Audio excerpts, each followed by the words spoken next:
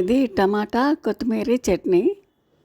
టమాటాలు ఒక అరకిలో తీసుకున్న, పచ్చిమిర్చి 15 నుంచి 20 వరకు పడతాయి. అలాగే కొత్తిమీర 2 కట్టలు తీసుకున్న. టమాటాలు బాగా కడిగి ముక్కలు కట్ చేసుకుని, కొత్తిమీర కూడా మొత్తం కడిగి కట్ చేసి పెట్టుకోవాలి. అలాగే పచ్చిమిర్చి కట్ చేసుకుని వేపుకోవాలన్నమాట ఆయిల్ పోసి. 2 పెద్ద గుంట గరిటెలు ఆయిల్ పోసి పచ్చిమిర్చి వేపుకున్నాను. అది ఒక మిక్సీ జార్లోకి తీసేసుకున్నాక మళ్ళీ కొత్తిమీర అదే నూనెలో వేసి వేపుకోవాలి. కొత్తిమీర కూడా వేగిన తర్వాత అది కూడా మిక్సీ జార్లోకి తీసేసి టమాటాలు వేసుకొని ఉడకనిచ్చుకోవాలన్నమాట. అందులో బాగా ఉడకాలి. ఉడికితే చట్నీ ఎక్కువ రోజులు నిల్వ ఉంటుంది అన్నమాట. అది మొత్తం అన్నీ వేగిపోయాక మళ్ళీ చల్లారనిచ్చి అప్పుడు మిక్సీ వేసుకోవాలి.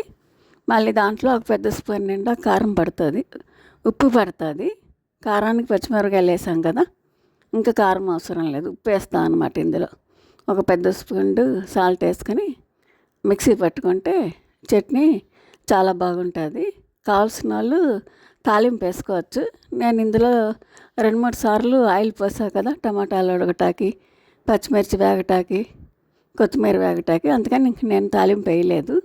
ఎక్కువ ఆయిల్ అంత అవసరం లేదు కదా. ఇది ఇడ్లీలోకి, దోశల్లోకి, రైస్లోకి కూడా చాలా బాగుంటుంది. ఈ చట్నీ ఎందులో అన్నా తినొచ్చు కాంబినేషన్ కింద. ఇది టమాటా కొత్తిమీర చట్నీ చాలా బాగుంది. నా ఛానల్ లైక్ చేసి షేర్ చేయండి, సబ్స్క్రైబ్ చేయండి. ఈ చట్నీ అయితే చాలా బాగుంది, ట్రై చేయండి ఒకసారి.